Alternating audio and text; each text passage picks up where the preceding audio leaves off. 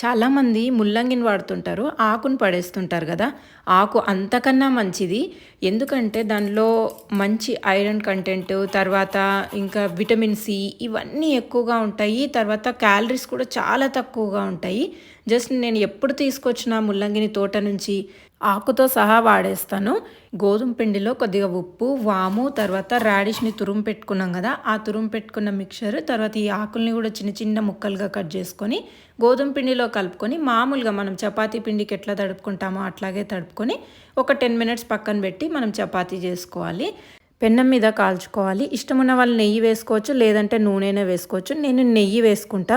ఎందుకంటే వింటర్ సీజన్‌లో నెయ్యి వాడితే స్కిన్‌కి కూడా చాలా మంచిది. ఆయిల్ కంటే మనకి ఈ ఘీ గానీ, నువ్వుల నూనె గానీ వాడితే వింటర్ సీజన్‌లో చాలా మంచిది. ఇది నేను ఇంట్లో తయారు చేసిన నెయ్యి.